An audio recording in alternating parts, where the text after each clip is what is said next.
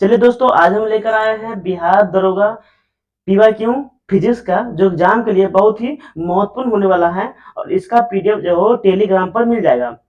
इनका जो पीडीएफ है वो टेलीग्राम पर डाल दिया जाएगा। ठीक है, चलिए स्टार्ट करते हैं सेशन।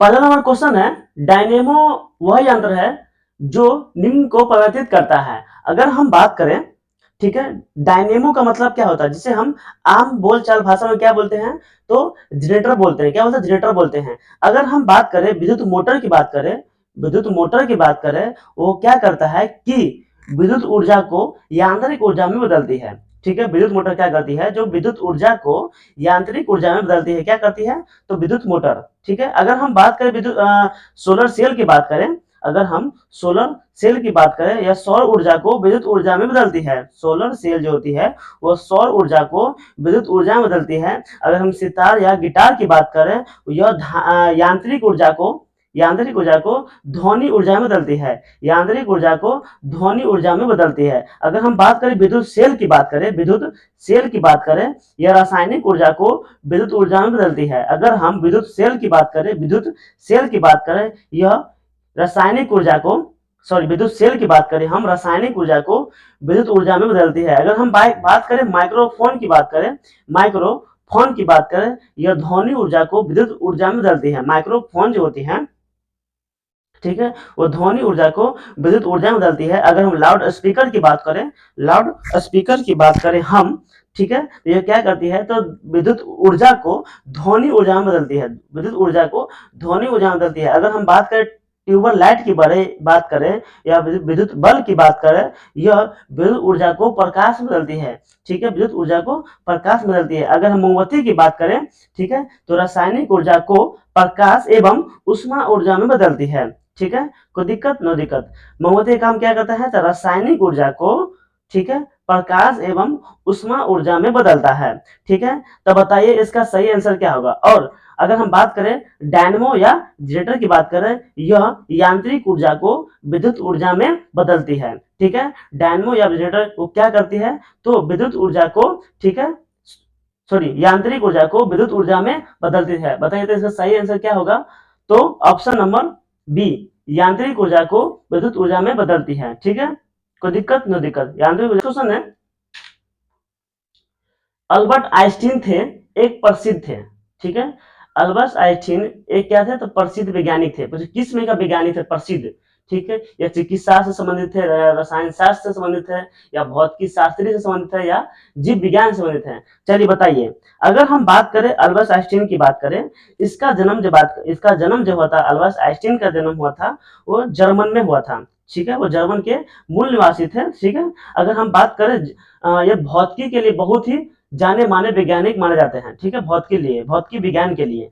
अगर हम बात करें आधुनिक भौतिकी का जनक किनको मानते हैं, ठीक है, आधुनिक भौतिकी जनक की बात करें तो हम किसको मानते हैं, तो आइंस्टीन को मानते हैं। ठीक है, आइंस्टीन को मानते हैं। अगर हम बात करें, आइंस्टीन को सापेक्षा का सिद्धांत दिया था। आइंस्टीन जो थे वो किसका सिद्धांत दिए थे, तो विशिष्ट सापेक्षा का सिद्धांत दिया था, और प्रकाश विद्युत प्रभाव का सिद्धांत दिया था, और द्रव्यमान ऊर्जा संतुल्यता का सिद्धांत दिया था। किसने दिया था, तो अल्बर्ट आइंस्टीन ने। कौन कौन दिया सिद्धांत दिया था, तो सापेक्षता का सिद्धांत दिया था, और प्रकाश विद्युत प्रभाव का सिद्धांत दिया था, और द्रव्यमान ऊर्जा संतुलितता का सिद्धांत दिया था, जैसे हम क्या बोलते हैं, E बराबर mc स्क्वायर। ठीक है, कोई दिक्कत? नो दिक्कत। अगला, क्वांटम यांत्रिकी का भी सिद्धांत किसने दिया था, तो अल्बर्ट आइंस्टीन ने दिया था। काफी महत्वपूर्ण योगदान रहा अल्बर्ट आइंस्टीन का क्वांटम यांत्रिक सिद्धांत में। अगर हम बात करें, ठीक है, अगर हम बात करें तो अल्बर्ट आइंस्टीन को नोबेल पुरस्कार कब मिला, ठीक है, तो 1921 ईस्वी में, 1921 ईस्वी में इन्हें क्या हुआ, तो नोबेल पुरस्कार मिला। ठीक है, 1921 में क्या होता है, इसे नोबेल पुरस्कार मिला। ठीक है, किसके लिए मिला था इसको नोबेल पुरस्कार, तो प्रकाश विद्युत प्रभाव के लिए। ठीक है, आइंस्टीन को नोबेल पुरस्कार मिला था। कोई दिक्कत? नो दिक्कत, नो दिक्कत। अगर हम बात करें प्रकाश विद्युत प्रभाव की बात करें, ठीक है, प्रकाश विद्युत प्रभाव की खोज किसने की थी, तो हटर्ज ने की थी। किसने की थी, तो हटर्ज ने की थी। कोई दिक्कत? हटर्ज ने की थी। प्रकाश विद्युत प्रभाव की खोज किसने की थी। सिद्धांत अगर बात करें तो आइंस्टीन दिया था, खोज की बात करें सर्वप्रथम किसने खोज की थी, तो हटर्ज ने की थी। तो बताइए इसका सही आंसर क्या होगा। तो ये भौतिकी के लिए प्रसिद्ध थे, ये जर्मन के थे। कहाँ के थे, जर्मन के थे। बात करें इसका जन्म कब हुआ था, तो 14 मार्च, ठीक है, 1879 में हुआ था, ठीक है। अगर बात करें इनका जन्म की बात करें, ठीक है, इनका अगर अगर हम अल्बर्ट आइंस्टीन के जन्म की बात करें, ठीक है, तो 14 मार्च 1879 ईस्वी में हुआ था। इसकी मृत्यु कब हुआ था? 18 अप्रैल 1955 ईस्वी में हुआ था। तो बताइए सही आंसर क्या होगा? तो option number C. Next question है,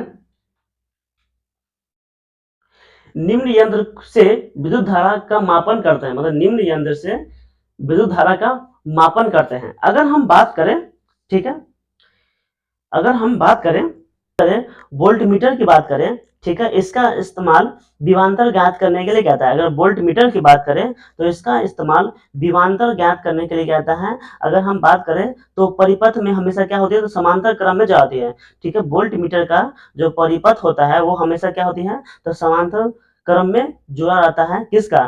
तो वोल्ट मीटर का, ठीक है। आदर्श वोल्ट मीटर का प्रतिरोध क्या होती है? तो अंत होती है। आदर्श वोल्ट मीटर का प्रतिरोध क्या होती है? तो अंत पर होता है, ठीक है। वोल्ट मीटर का प्रतिरोध क्या होता है? तो अंत पर होता है।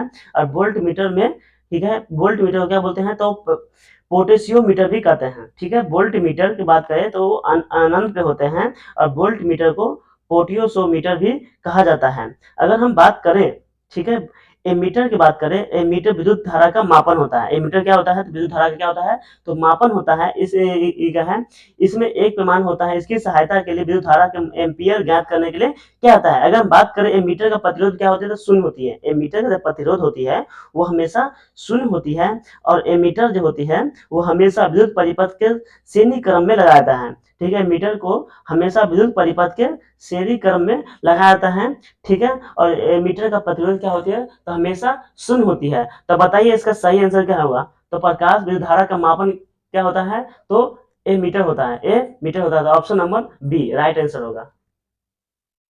नेक्स्ट क्वेश्चन है, लिखा है जब किसी माध्यम का ताप बढ़ता है तो उस माध्यम में प्रकाश का वेग क्या होता है? अगर हम बात करें, ठीक है, जब किसी माध्यम का ताप बढ़ता है तो उस माध्यम में प्रकाश का वेग क्या होती है? तो परिवर्तित होती है, ठीक है। कोई दिक्कत? तो दिक्कत। अगर हम बात करें प्रकाश की चाल माध्यम के ताप में स्वतंत्र रहता है। प्रकाश की चाल होती है वो माध्यम के ताप से स्वतंत्र रहता है। और प्रकाश विद्युत चुंबकीय तरंग होती है। प्रकाश क्या होती है? तो विद्युत चुंबकीय तरंग होती है। प्रकाश क्या होती है? तो विद्युत चुंबकीय तरंग होती है। और प्रकाश की बात करें हम तो प्रकाश क्या होती है?